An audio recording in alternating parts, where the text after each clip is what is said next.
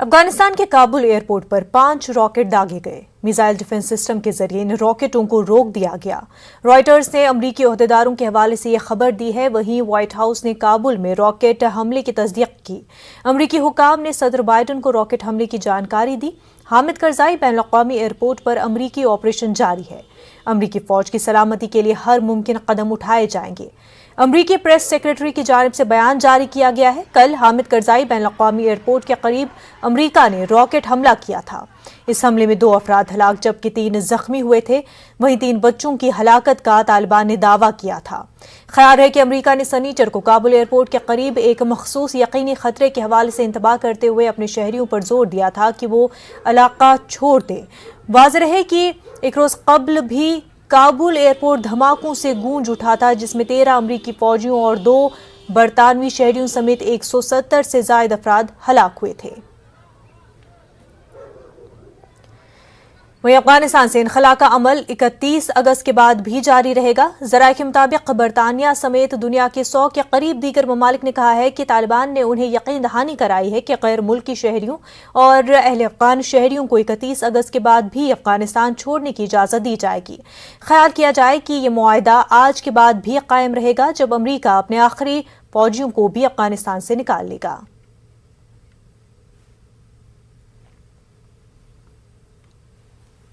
मध्य प्रदेश में इन दिनों हुजूमी तशद्दुद के वाकयात में मुस्तकिल इजाफा देखा जा रहा है। वहीं फिरकावाराना हम आहंगी को भी कारी ज़रब लग रही है। अलग अलग मकामात पर शरपसंद अनासिर के हौसले बुलंद नजर आ रहे हैं, जिन्हें कानून का कोई खौफ नहीं है। उज्जैन, इंदौर, देवास, नीमच और रीवा में इंसानियत शर्मसार हो गई है।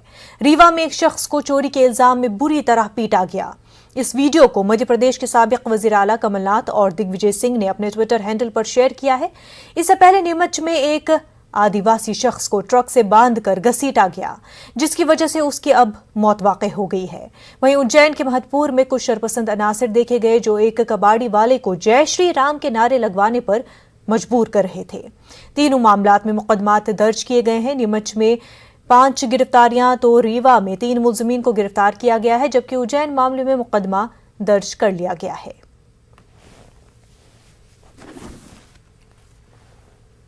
बढ़ रही है सर, नीमच में कमजोर है, जिस कारण से आप समर्थन जो नक्सली हैं बाहर के प्रदेशों में करना चाहते हैं, यहाँ करना नहीं चाहते। उसके लिए क्या कोई नीति के बारे में कोई विचार करेंगे हम सर? नीमच की घटना पर आपका क्या विचार है सर, क्योंकि इस तरह की घटनाएं बढ़ रही है? उसको कुचलेंगे। गिरफ्तार लोग हो चुके हैं, कुछ बचे थे, और ऐसी कार्रवाइयां करेंगे कि ऐसी घटना की पुनरावृत्ति के पहले 17 बार सोचें।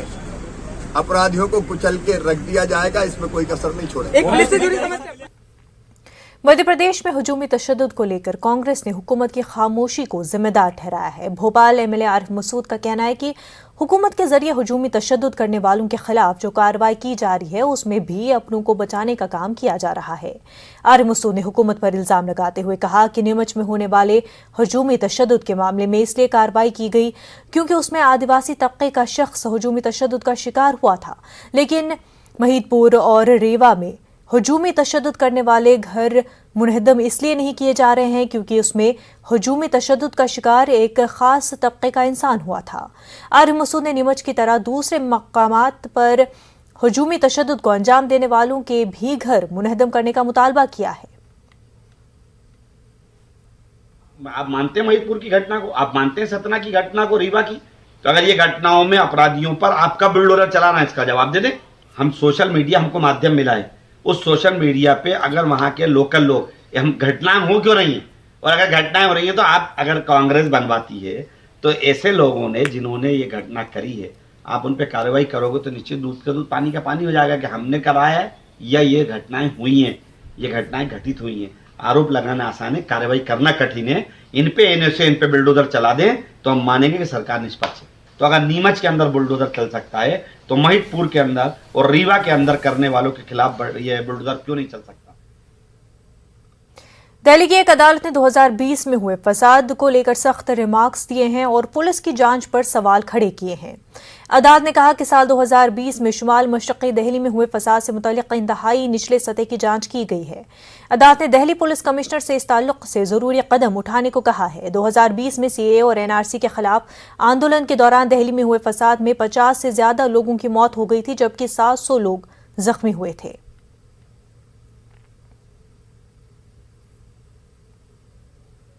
बिहार के सिवान में बदमाशों के हौसले बुलंद हैं। एक मुसाफिर का चाकू मारकर कत्ल कर दिया गया।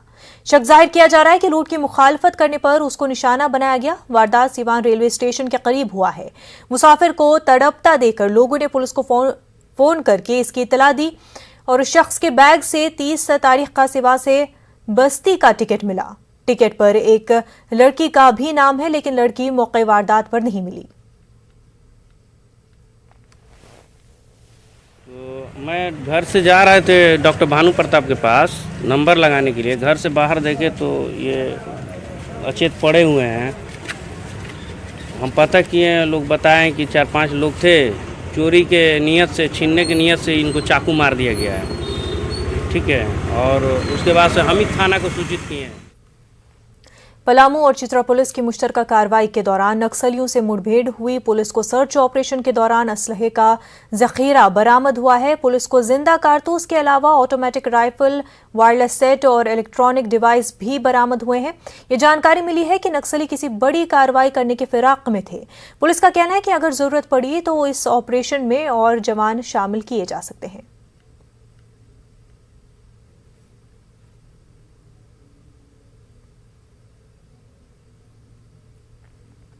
हरियाणा में किसानों पर पुलिस के लाठीचार्ज के मामले में शिवसेना लीडर संजय राउत ने मरकजी हुकूमत को सख्त तनकीद का निशाना बनाया है। संजय राउत ने कहा कि किसानों पर हमला एक शर्मनाक वाकया है। इससे तालिबाना ज़हनियत की अक्कासी होती है। हमला होना इस देश के लिए बहुत ही शर्मनाक है। ये एक प्रकार से तालिबानी मानसिकता है। जो किसान 2 साल से अपने न्याय के लिए बैठे हैं गाजीपुर बॉर्डर पे, हरियाणा बॉर्डर पे, जो किसान अपने न्याय के लिए आवाज़ उठाते हैं, उनको सीधा सर फोड़ने का आदेश आपका एक एसडीएम देता है और सरकार को उसकी थोड़ी भी वेदना नहीं होती, तो ये सरकार कैसी गरीबों की और किसानों की सरकार आप बोल सकते हो? आप किसानों के मन की बात नहीं सुनते। जिस दिन जालियांवाला बाग का स्मृति दिन मेमोरियल कुछ कार्यक्रम चल रहा था, हिंदुस्तान के स्वतंत्रता संग्राम को 75 साल हो गए, उसका उत्सव हम मना रहे हैं। और जिस किसानों ने देश के स्वतंत्रता के लिए बड़ा योगदान दिया, बलिदान दिया, उसको आज भी आप गुलाम समझते हो, सर फोड़ते हो, आपको बहुत बड़ी कीमत चुकानी पड़ेगी। बीजेपी ने नासिक में मंदिर खोलने के लिए तहरीक शुरू की है। बीजेपी मजहबी और रूहानी सेल की जानिब से मुंबई, महाराष्ट्र के तमाम मंदिर खोलने के लिए शनखनाद तहरीक शुरू की गई है। बीजेपी का इल्जाम है कि हुकूमत बार खोल सकती है, लेकिन ये मंदिर नहीं खोल रही। ये हिंदुओं के साथ नाइंसाफी है। ये तहरीक आज मुंबई समेत पूरे महाराष्ट्र में जारी है। सारे महाराष्ट्र में मंदिर बंद रखने वाली ये ठाकरे सरकार, हम पूरा सावन का महीना लगातार मंदिर खोलने की मांग कर रहे हैं, लेकिन इस ठाकरे सरकार का दिमाग जगह पर नहीं आ रहा है। इसलिए आज जन्माष्टमी के पावन पर्व पर सारे राज्य में शंखनाद हो रहा है। ये शंखनाद इस ठाकरे सरकार को आखिरी इशारा है। तुरंत मंदिर खोलिए, वरना उद्धव ठाकरे जी धर्म युद्ध के लिए तैयार हो जाइए। मुल्क में कोरोना के 42,909 नए मामलों की तस्दीक हुई है। वजारत सेहत की जानिब से जारी करदा आदाद-ओ-शुमार के मुताबिक एक दिन में 380 लोगों की मौत हुई है, जबकि इसी अरसे में 34,763 मरीज सेहतियाब भी हुए। मुल्क में कोरोना के 3,76,324 एक्टिव मामले हैं। वहीं मुल्क में लगातार कोरोना के खिलाफ टीकाकारी मुहिम जारी है। अब तक 63 करोड़ से ज्यादा अफराद को वैक्सीन लगाई जा चुकी है। वहीं केरला में लगातार कोरोना मामलों में इजाफा होता जा रहा है। यहां के लोगों को कोरोना से राहत मिलती नजर नहीं आ रही है। गुज़िश्ता 24 घंटों में 29,000 से ज्यादा मामले दर्ज हुए हैं, जबकि इसी दौरान 75 अफराद की जान गई है। रियासत में गुज़िश्ता 24 घंटों में बरतानिया से आने वाले किसी भी शख्स में कोरोना की अलामात नहीं मिली हैं और अब तक बरतानिया से आए 11 अफराद में कोरोना मुस्बत पाया गया है।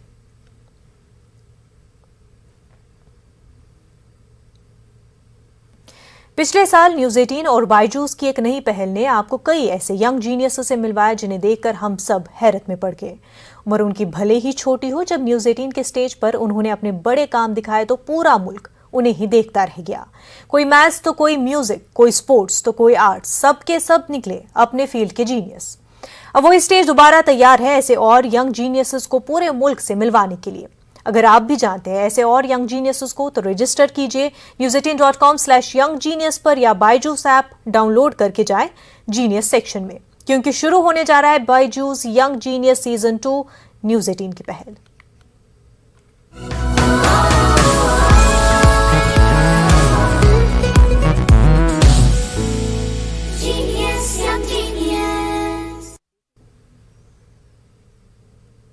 क्या सैनिटाइजर नुकसानदेह है? क्या टीके आपके डीएनए को मुतासिर करते हैं? क्या टीकाकारी आपको कोविड-19 से मुतासिर कर सकता है? क्या ये कुछ सवाल आपके ख्याल में आते हैं? खैर, एक जगह है जहां आपके सभी सवालों का जवाब दिया जा सकता है, और ये सब आपके फोन पर। नेटवर्क 18 और फेडरल बैंक के कौमी सतह की टीकाकारी से मुतल्लिक बेदारी मुहिम के तहत कोविड-19 के खिलाफ Sanjeevani shot of life Sanjeevani WhatsApp helpline शुरू हो चुकी है। आपको बस 7977773753 पर व्हाट्सएप करना है और आपको उसी वक्त आपके सवाल का जवाब मिल जाएगा। जानकारी जिसे जांच और क्रॉस चेक किया गया है। तो आगे बढ़े, कोविड-19 पर अपने सवालों को व्हाट्सएप करें और अपनी जरूरत की सभी जानकारी हासिल करें। नंबर है 7977773753। मकदम है मध्य प्रदेश में बढ़ते हुजूमी तशद्दुद पर कांग्रेस और बीजेपी के दरमियान सियासत अपने उरूज पर है। मध्य प्रदेश के वजीर बराए मेडिकल एजुकेशन विश्वास सारंग ने हुजूमी तशद्दुद के पसे पर्दा कांग्रेस का हाथ होने का इल्जाम लगाया है। विश्वास सारंग का कहना है कि इस पहलू भी जांच की जा रही है कि हुजूमी तशद्दुद के वीडियो सबसे पहले कांग्रेस के ट्विटर हैंडल पर ही क्यों आते हैं। वहीं कांग्रेस ने बीजेपी को अपने गिरेबान में झांकने का मशवरा दिया है। एमपी कांग्रेस तर्जुमान रवि सक्सेना का कहना है कि 2014 के बाद हमारी जिस तरह से तालिबानी जहनियत फैल रही है उस पर गौर करने की जरूरत है। देखिए, हमारी सरकार हर घटना का संज्ञान लेकर कार्रवाई कर रही है और जो भी वीडियो आए हैं उस पर तुरंत सरकार ने ही, पुलिस ने संज्ञान लेकर कार्रवाई की है। पर मुझे कहीं ना कहीं इन वीडियो को लेकर यह भी संदेह होता है कि इस तरह से लगातार वीडियो क्यों आ रहे हैं। क्या ये कांग्रेस की साजिश है? क्या कांग्रेस जानबूझ के वर्ग संघर्ष कराना चाहती है? क्योंकि हर समय कांग्रेस की ये परिपाटी रही है।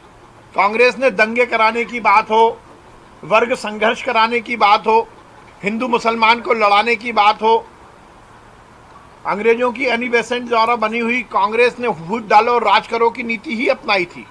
कभी अपने गिरेबान में भी झांक के देखिए, क्या 2014 के बाद हमारे यहां ये जो तालिबानी मानसिकता है,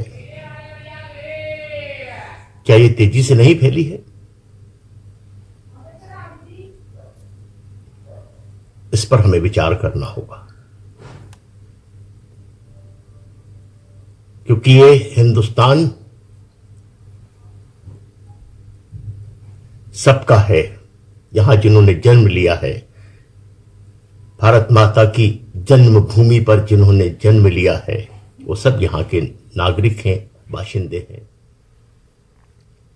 टोक्यो पैरा ओलंपिक्स में हिंदुस्तान के लिए तमगों की बारिश हुई। अवनी लेखरा ने शूटिंग में सोने का तमगा जीता। F56 डिस्कस थ्रो में योगेश ने चांदी का तमगा हासिल किया। वहीं F45 जेवलिन थ्रो में हिंदुस्तान को चांदी और कांसे का तमगा हासिल हुआ। जेवलिन थ्रो में देवेंद्र झाझड़िया ने चांदी का तमगा हासिल किया। वहीं जेवलिन थ्रो में सुंदर सिंह ने कांसे का तमगा हासिल किया।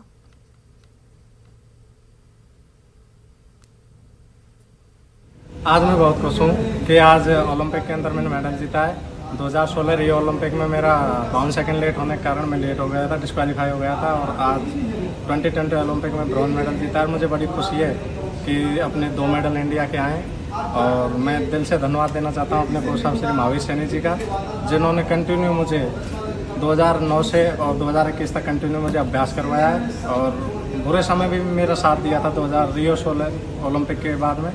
और मैं धन्यवाद देना चाहता हूँ प्रधानमंत्री श्री नरेंद्र मोदी जी का, जिन्होंने इतना मोटिवेट किया है, इतना सहयोग किया है। मैं धन्यवाद देना चाहता हूँ साई का और पीसीआई का, उन्होंने भी टॉप से स्कीम के तहत हमें काफ़ी मदद की, इसलिए मैं सभी को धन्यवाद देना चाहता हूँ, सभी देशवासियों को धन्यवाद देना चाहता हूँ जिन्होंने इतनी प्रे किया हमारे। सबसे पहले मैं कहूँगा कि मेरे परिवार ने जो मेरा सहयोग दिया, मेरे माता पिता ने मुझे ग्राउंड पे भेजा एक डिफरेंट लेवल होते हुए भी, और उसके बाद मैं कहूँगा कि मेरे कोच सुनील तंवर को मैं धन्यवाद देना चाहता हूँ, जिन्होंने मेरे को लगातार ट्रेनिंग करवाई 5 साल तक।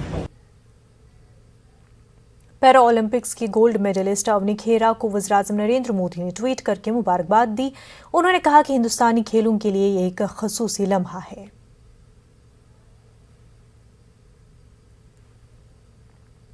टोक्यो पैरा ओलंपिक्स में हिंदुस्तान के लिए तमगों की बारिश हुई। अवनी लेखरा ने शूटिंग में सोने का तमगा जीता। इस जीत के बाद अवनी के घर वालों में खुशी का माहौल है।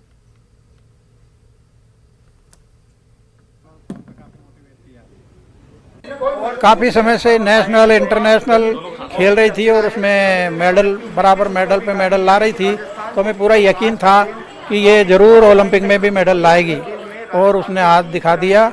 और आगे भी जो ओलंपिक में और 50 मीटर राइफल का होगा उसमें भी वो अवश्य ही गोल्ड लाएगी, ऐसी हमें आशा है और विश्वास है। सर, किस तरह की खुशी आप व्यक्त कर रहे हैं यहाँ पर, कैसे परिवार? इस खुशी को शब्दों में बयान नहीं किया जा सकता।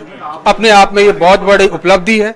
भारत देश का नाम अपने अच्छे स्वर्ण अक्षरों में लिखे जाने वाला कार्य किया है और आगे जो उसके मैचेज और हैं उनके भी उज्जवल भविष्य की कामना करता हूँ। मुझे पूर्ण विश्वास है कि वो गोल्ड मेडल जीत के लेके आएगी। मेडल और भी जीतेगी। अभी जो इवेंट बाकी है उसमें भी अभी गोल्ड जीतेगी। दादी जी क्या कहेंगी? जीतेंगी वो आगे भी। अच्छा, आप उनमें देखते थे कि ये पोटेंशियल हमेशा से है, ये संभावनाएं उनसे हमेशा से है? हाँ, हमेशा से है, बचपन से ही है। वो तो क्या है, एक्सीडेंट में रह गई ना। लेकिन आप लोगों ने कैसे मोटिवेट किया कि इस बच्ची को, जब ऐसे वक्त में कि एक एक्सीडेंट हुआ और उसमें वो चल फिर नहीं पा रही थी, ऐसे समय में कैसे हौसला अफजाई आपने?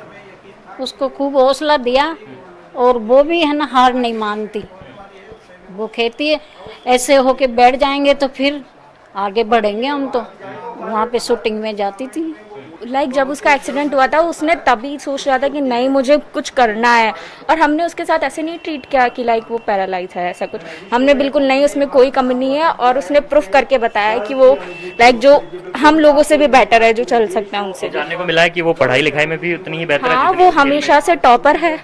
वो घर पर से करती थी तब भी टॉप ही आती थी। मतलब बहुत खुशी की बात है। ऑब्वियसली हम तो सुबह से उठ के देख रहे हैं, बहुत उम्मीद लगा के बैठे थे। लाइव आया नहीं था, 5 बजे से आप देख रहे हैं। अब फिर हम हर जगह ढूंढे भी, कहीं पे लाइव आया लेकिन आया नहीं। लेकिन अच्छा था, हमने जैसे देखा स्कोर कार्ड तो आ ही रहा था उसकी वेबसाइट पे, फर्स्ट ही चल रही थी पूरे मैच में, बहुत अच्छा लगा। थी कि गोल्ड मेडल आएगा। हाँ, मतलब उसके अंदर क्या था, वो प्रैक्टिस जो कर रही थी फाइनल की कर रही थी, उसकी प्रैक्टिस बहुत अच्छी थी फाइनल की, पूरे टाइम फाइनल की प्रैक्टिस करी थी उसने। तो फाइनल में आते हमको पक्का पता था, मेडल तो श्योर था, गोल्ड मेडल काफ़ी अच्छा लगा। कांग्रेस लगातार हुकूमत के खिलाफ हमलावर है। अब कांग्रेस ने हुकूमत के खिलाफ प्रेस कॉन्फ्रेंस करनी जारी की है। इस पर मुख्तार अब्बास नकवी से बात की हमारे नुमाइंदे ने। हमारे साथ केंद्रीय मंत्री मुख्तार अब्बास नकवी, उनसे हम बात करते हैं। सर, जिस तरह से कांग्रेस जो है वो सरकार की जो डिमोनेटाइजेशन पॉलिसी है उसके खिलाफ प्रेस कॉन्फ्रेंस करने की रणनीति में है। ऐसा है, बिना समझ की समझदारी और बिना ज़मीन की जागीरदारी की जंग है, इससे ज़्यादा कुछ नहीं है। और जब इस तरह की जंग होती है और सनकी सुरूर और सामंती गुरूर से भरपूर होती है तो उस पार्टी का हश्र क्या होता है। अपने आप को मुल्क की पार्टी कहते थे, अब मोहल्ले में सिमट गए, मोहल्ले के बाद जो है वो मम्मी जी के घर तक सिमटने वाले हैं। क्योंकि जब ये तर्कों और तथ्यों के साथ, मुद्दों के साथ ये लोगों के बीच नहीं जाएंगे, लोगों के सवालों पे उल्टी सोच के साथ खड़े होंगे, तो इनका हश्र यही होगा। अब अपने आप को राष्ट्रीय पार्टी, पूरे मुल्क की पार्टी थी, अब मुल्क की पार्टी मोहल्ले में सिमटी हुई है। अब मोहल्ले के बाद वो कहाँ पर जाकर के बहरा कर गिरेगी, इसका अंदाज़ा आप आसानी से लगा सकते हैं। लेकिन सर, जिस तरह से कांग्रेस में के जो राहुल गांधी है, पूर्व अध्यक्ष है, उनका साफ तौर पे कहना है कि सरकार चीज़ों को बेच रही है जिसे उन्होंने बनाया था। देखिए, मुझे क्या लगता है कि इसीलिए मैंने कहा कि जब तर्कों और तथ्यों की कंगाली होती है तो इस तरह की बात सुनाई पड़ती है। और कांग्रेस पार्टी तो मैं बार बार सुनता था कि साहब जीएसटी आई, ये तो हमने शुरू किया था, हमने जो है वो आज जो इकोनॉमिक रिफॉर्म है वो हमने शुरू किया था, किसानों के जो कानून बने हैं कृषि कानून वो हमारी सोच है। लेकिन जब सोच होती थी इनकी, उसको जो है वो अगर क्रियान्वित मोदी जी की सरकार ने किया है, आप तो खाली घोषणा करते थे, नारे लेते थे, उसको जो है वो क्रियान्वित करने का काम जो है वो जो कुछ बचा खुचा था, उसके अलावा तो तमाम चीज़ें हुई हैं। सर, इसमें मैं पूर्व प्रधानमंत्री जवाहरलाल नेहरू का तस्वीर नहीं है इसके पोस्टर पर, कांग्रेस को आपत्ति है सर? उनको दिखेगा नहीं, क्यों नहीं दिखेगा बताते हैं आपको, नेहरू जी का है। लेकिन अनफॉर्चुनेटली हमारे लाखों आज़ादी के जो महान स्वतंत्रता संग्राम सेनानी थे, महानायक थे, उनको इतिहास के पन्नों में छिपा के रख दिया था कांग्रेस पार्टी ने और एक परिवार को दिखाया करते थे। आज जो है वो नेहरू जी भी हैं, लेकिन वो हज़ारों लाखों हमारे महानायक भी हैं, जो जिन महानायकों की कुर्बानी की वजह से आज मेरा वतन मेरा चमन बना है। और जब वो आ गए तो उनको लगता है कि साहब ये कैसे आ गए, सिर्फ नेहरू जी रहने चाहिए थे, इंदिरा जी रहने चाहिए थे और एक परिवार ही रहना चाहिए था। तो भैया वो भी हैं और उन महानायक और वो महानायक आज़ादी के भी हैं जिनको कि आपने इतिहास के पन्नों में छिपा के रखा था। ठीक है, बहुत धन्यवाद। कैप्टन हरीश के साथ विनीत कुमार, न्यूज़ 18 दिल्ली। आज मुल्क भर में जन्माष्टमी का त्यौहार मनाया जा रहा है। श्री कृष्ण महाराज की पैदाइश की खुशी में जन्माष्टमी का त्यौहार मनाया जाता है। सदर जमहूरिया रामनाथ कोविंद ने मुल्क के अवाम को जन्माष्टमी की मुबारकबाद दी है। अपने पैगाम में सदर जमहूरिया ने कहा कि यह त्यौहार सभी की जिंदगी में अमन सुकून लाए। आज के दिन हिंदू मजहब के मानने वाले भजन, जागरण और मंदिरों में जगराते का एहतमाम करते हैं। दिन भर व्रत रखते हैं और रात के 12 बजे पूजा के बाद व्रत तोड़ते हैं। जन्माष्टमी आमतौर पर मुल्क भर में पूरे जोश खरोश और मजहबी अकीदत के साथ मनाई जाती है। ताहम कोरोना के सबब इसकी सरगर्मियां कुछ मादूम होने के आसार हैं। जन्माष्टमी के त्यौहार के सिलसिले में मंदिरों पर चिरागा भी किया गया है।